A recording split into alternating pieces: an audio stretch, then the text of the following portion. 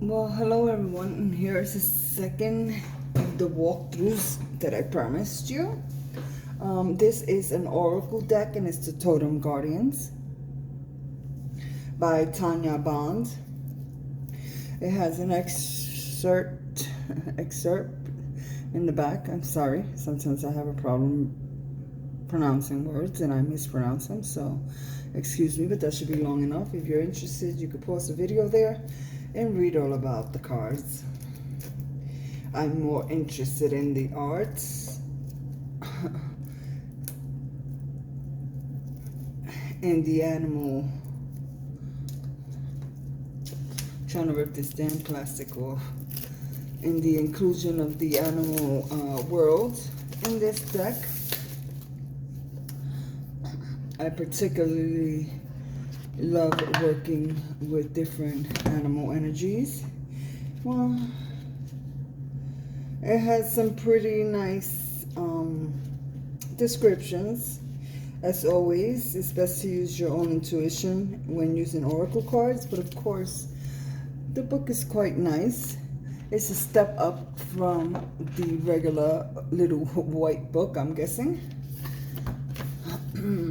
I haven't read it yet, so please bear with me. It's the first time I'm seeing the cards right along with you.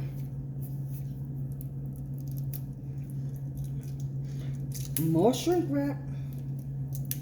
I understand why they do it, to protect the cards, but it just gives me such a hard time. The backs are very pretty. Give me one moment. I turned the overhead light off, so hopefully you can see the cards much better. This phone is having a problem focusing. I don't understand why. And I'm not willing to buy a camera just to make videos. So Nightingale music, very pretty, as you see. You can tell why I was drawn to the art on these cards.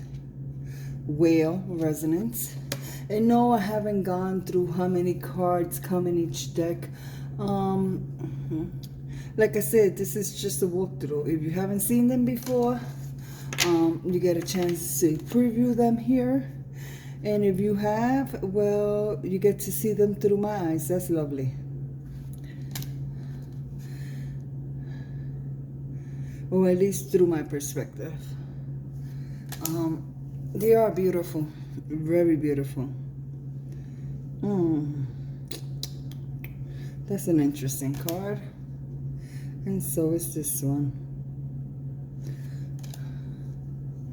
That glow within the figures is also very attractive to me.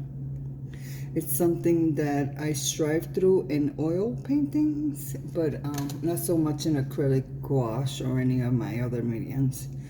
But it's quite beautiful. I don't know if they're collage or they're her unique work. Might just be her own personal work. Like I said, I'm not sure. They might be collage. Who knows? I don't think so, though. Let me see what the back of this.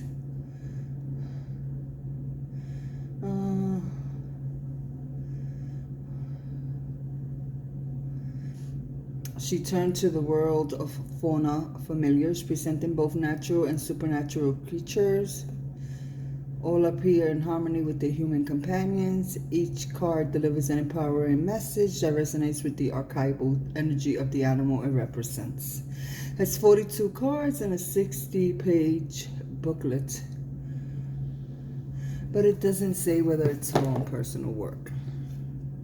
This is the card on the box. Very piercing eyes. Love this.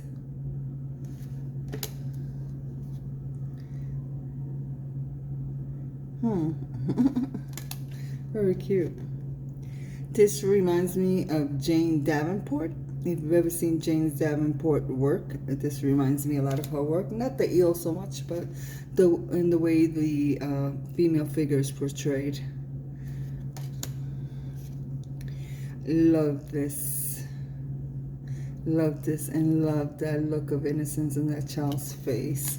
Expressions are something I struggle a bit with, especially in portraiture. So it's always good to get to gain some new perspective. Not my favorite card, I must say. Not my favorite card. And surprisingly, the wolf is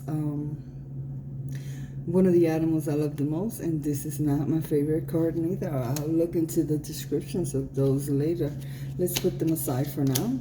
The Phoenix and the Wolf, because I love the Phoenix as well. I'm not sure what about the card is just throwing me off.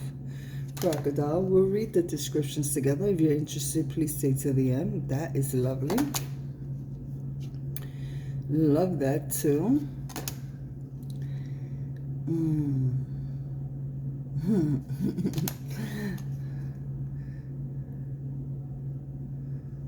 Yes, love the turtle.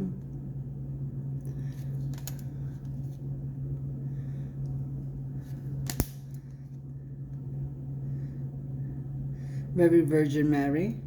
I could have thought of other figures that would inspire forgiveness as a keyword, but to each his own.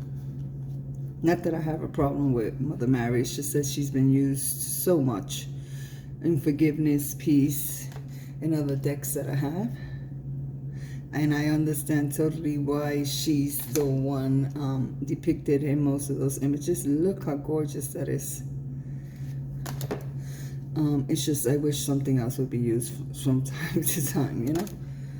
It becomes a little bit old.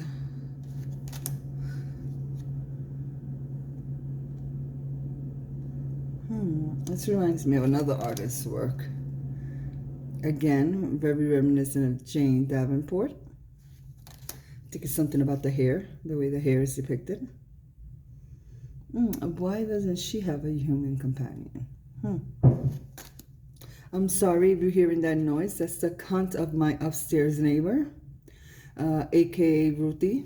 If you want to hear more about her and her antics, I'll let me know down below and I'll talk about her in another video. Mind you, I don't like to gossip, but this cunt is truly testing my patience. And I have very little of it to begin with. That's nice. Yes, I love Hummingbird as well. Well, let's look at the book. Let's start with Phoenix, because I believe Phoenix is the first one I said that it's one of the cards here that really didn't call to me. I see Phoenix as lightness, not as darkness. Maybe that's one of the issues I'm having with it. Let's see what it says here. I'll read it off camera. Speaks of the dark night of the soul and all the gifts that follow. The night is always darkest just before dawn, so you might feel you are in your deepest turmoil and there's no light at the end of this tunnel. Then suddenly everything turns inside out and you are shown all the lessons and blessings that come after everything that no longer serves you gets burned down in ashes, leading you and your life into unimaginable transformation. Trust your internal process of evolution and welcome it without resistance. Look at it as a gift, even for a brief second, and it will be an easier and smoother process to go through. That is true.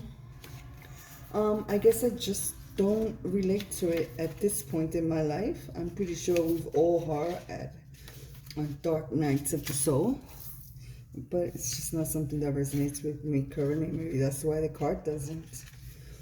Wolf stories. Wolf spirit animal reminds us to be mindful of where we are spending our energy.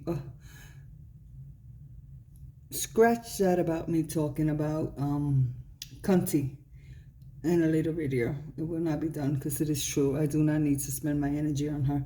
Be aware and vigilant of which programs and beliefs you are feeding with your attention and emotions and which you are starving. When emotions arise, observe them and let them pass through you instead of attaching yourself to the story that brought them about and perpetuating it, anchoring it in your life even more. Yeah, wow. The description is very moving and very applicable to me at this time. As I said, scratch that about me speaking ill about my upstairs neighbor, because I do not like to gossip and I do not like to speak on individuals. I usually relate wolf energy to the more typical attributes of loyalty,